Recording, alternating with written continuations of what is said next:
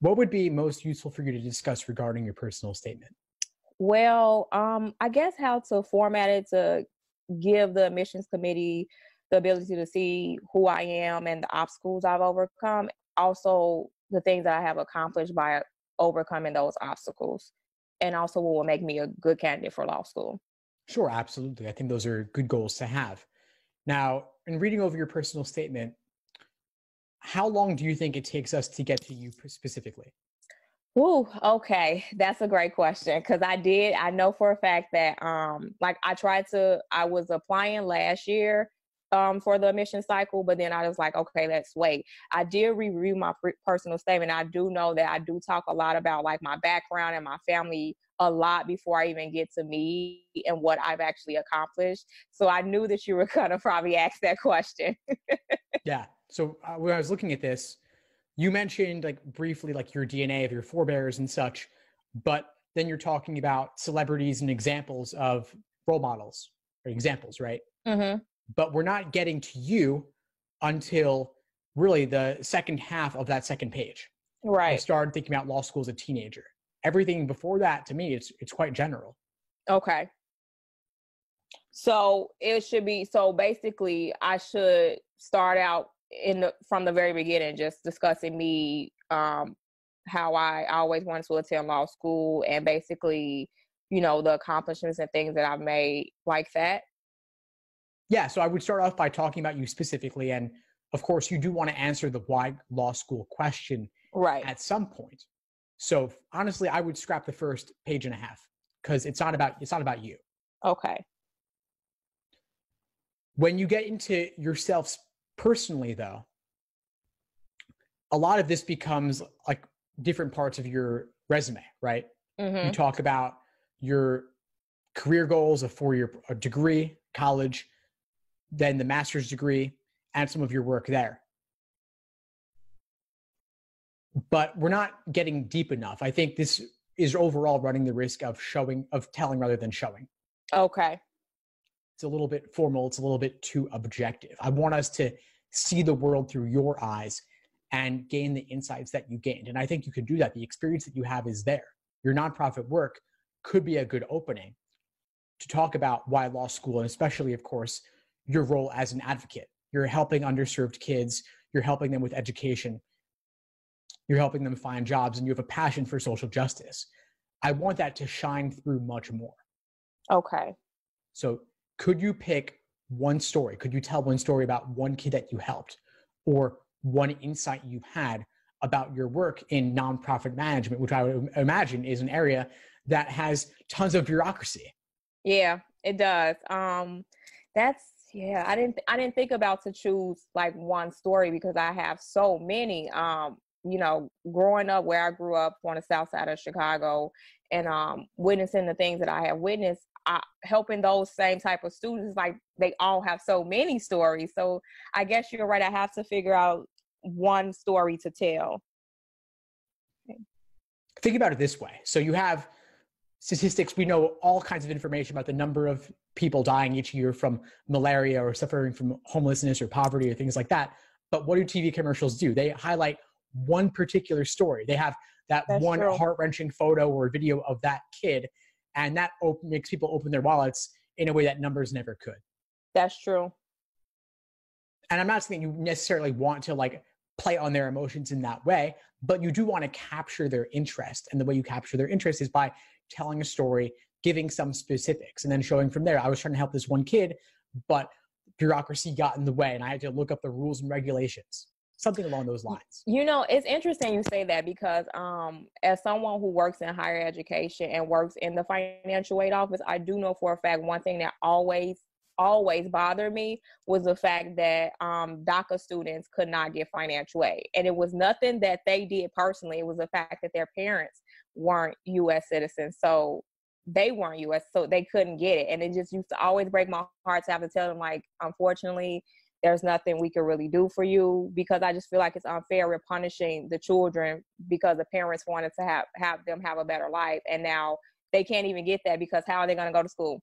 So I used to always hate that. Like, that was one thing I was like, oh, I really don't want to go out here and talk to the student, but I have no choice.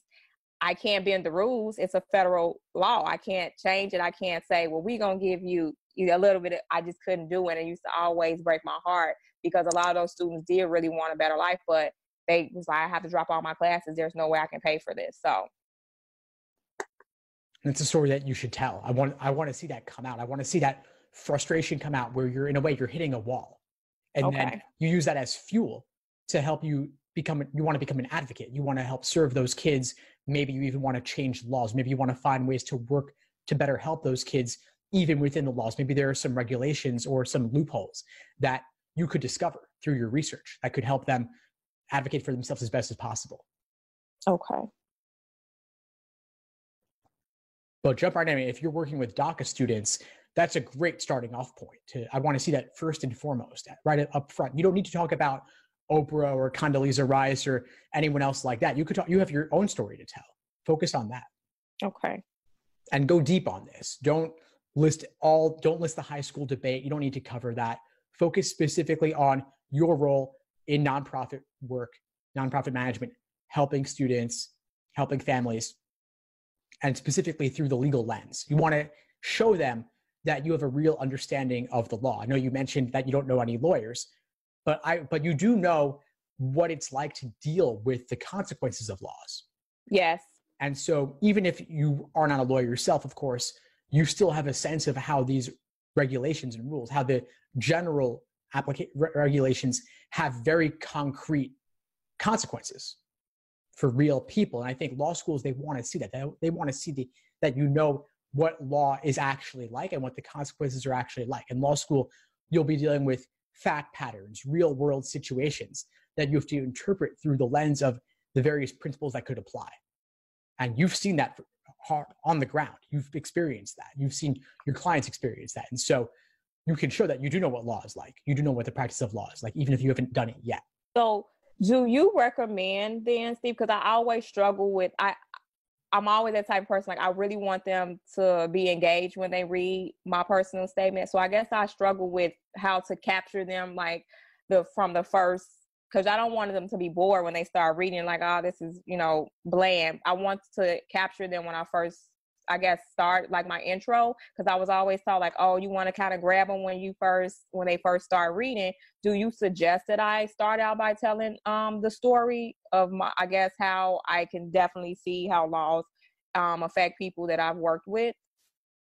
You can just jump right in. You don't need to say, through my work, I've seen how laws can affect people. Just say, one of the hardest things I ever had to do was tell this 18-year-old kid they had to drop out of college because they couldn't get financial aid because they were okay. And you could say, this particular student was studying XYZ topic, and you don't need to go into a ton of detail about them, but a little bit of detail can make the story come alive more. Okay. Then you can explain how you were on this hunt to figure out what exactly was holding them back. You knew the DACA recipient, they were undocumented, and so they weren't eligible for this particular type of loan. Okay. Then you could zoom out a little bit and talk about your role in nonprofits, what you were doing, why were you in this position? Okay. And so how have you run up into these walls? So when I talk about my roles in nonprofits and how I was in those positions, is this where I start talking about like some of the things that I've established while I was there? Because, working at a college, we took on the task of trying to kind of eliminate food insecurity with regards to students on campus. So I was one of the people that spearheaded the first meal pantry that we had on campus for our students. So do I talk about that in there, or should something like that be kind of like left for like my resume with regards to my leaderships and my accomplishments and the things that I've, accomplished while at work? It's a great question. So you definitely want them to know about the meal pantry, but unless you can directly tie it to the story that you're telling, okay, I wouldn't include it. Trust they will read the resume, they will see it there, but anything directly tied to that story is fair game if you can relate it. I just don't want you to run the risk of laundry listing everything you've done in your position that is impressive. Okay. Now, what would you say would be the best, the most appropriate length for a personal statement? Because I know you saw mine and it was pretty lengthy. So, what would you say is the most appropriate length for a personal statement, or does it vary school to school? Typically, you're looking to make it no more than 2 pages, double Okay. spaced. So I would suggest, like I said, chop out the first page and a half because that wasn't really about you. Okay. Then rewrite a draft with this feedback in mind. Okay. And that new rough draft could once again be 3 pages or 4 pages. And then you will have to aggressively chop it down so that every word counts. But I want the new rough draft to be all about you and all about your work specifically in this Okay. nonprofit role. Okay. So I'll make sure to do that.